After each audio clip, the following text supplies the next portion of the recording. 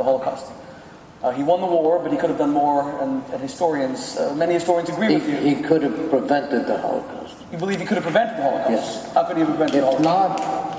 If not have prevented the Holocaust, he could have at least significantly reduced the severity of the Holocaust.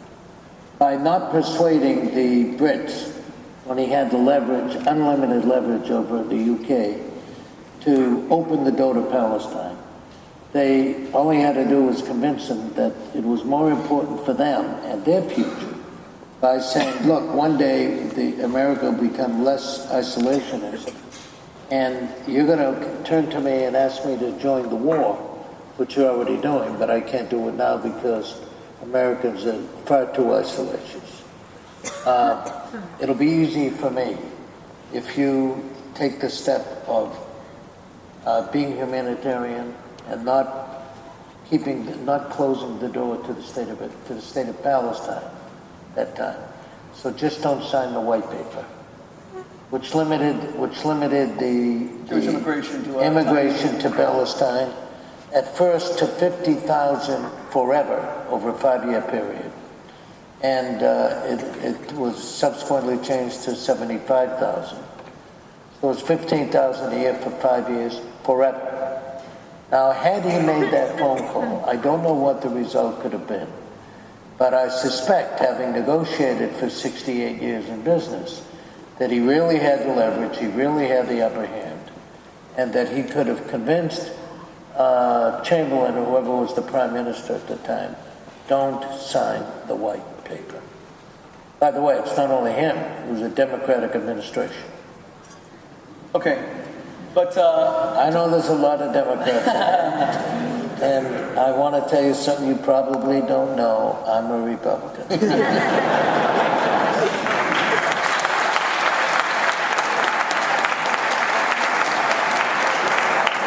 Well, I just learned something formerly a Democrat because I didn't know better.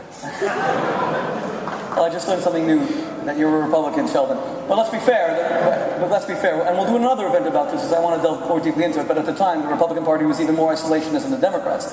They really didn't want any kind of foreign intervention, and parties sometimes change when it comes to what they believe should be. What we saw the Republican Party support the war in Iraq. Now we saw a lot of Republicans who were even opposed to a strike against Syria after the gassing of children. But be that as it may, given your strong feelings about what the United States did not do to prevent the Holocaust, what are your feelings about President Obama outside of political? I'm not asking this as a political question, or the fact that you supported candidates who opposed him.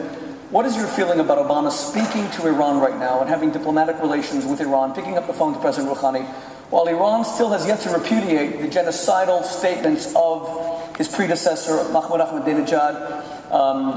Ayatollah Ali Khamenei has yet to repudiate his own genocidal statements about Israel. As recently as this March, he said he would wipe Haifa and Tel Aviv off the map. Last November, he said that Israel is a scab that must be removed. What are your feelings about the United States, just as an American, as a prominent American, speaking to Iran while those threats still exist? The worst negotiating tactic I could ever imagine in my entire life. Why is that? Because you can't get anything. He's not saying to them, roll back your entire program and show that you're willing to be peaceful. So roll it all back. If that's what you're going to end up with, we'll roll back the sanctions. So what is that, a game of chicken? Who's gonna blink first?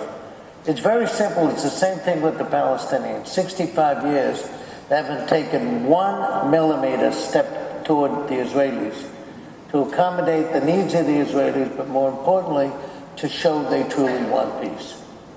I mean, if they truly want peace, it's very simple to say to all their henchmen, lay off the terrorism for 5 years. And they'll come to the Jews and say, for 5 or 10 years, there'll be no terrorism, there'll be no violence, or no incitement against. We'll throw out the books to teach the 3-year-old children that Jews are descended from swine and apes, and that we're not going to teach anymore in their curriculum to kill the Jews, that the Jews are very bad people. So if you really want peace, it's very simple to send a message to your opposition. Just be peaceful. Open up all the things that said, oh, we'll give you this if you give us something. I think it's the worst negotiating ploy tactic anybody could imagine. Right, so you would support negotiations with Iran currently so long as they first seized all enrichment of uranium? No. What do you mean support negotiation? What are we going to negotiate about? What I would say is, listen, you see that desert out there? I want to show you something. You pick up your cell phone, even at traveling rates. You pick up your cell phone, and what are they called? Roaming charges. Roaming charges. You pick up your cell phone and you call somewhere in Nebraska and you say, okay, let it go. So there's an atomic weapon goes over ballistic missiles in the middle of the desert that doesn't hurt a soul. Maybe a couple of rattlesnakes and scorpions or whatever. And then you say, see, the next one is in the middle of Tehran. So we mean business. You want to be wiped out? Go ahead and take a tough position and continue with your nuclear development. You want to be peaceful? You want to be peaceful? Just reverse it all, and we will guarantee you that you can have a nuclear power plant for electricity purposes, for energy purposes. So a tremendous demonstration of American strength, so that they would get the message. The only thing they understand. And do you see the current negotiations as a demonstration of weakness? Absolutely. Unquestionably. It's interesting.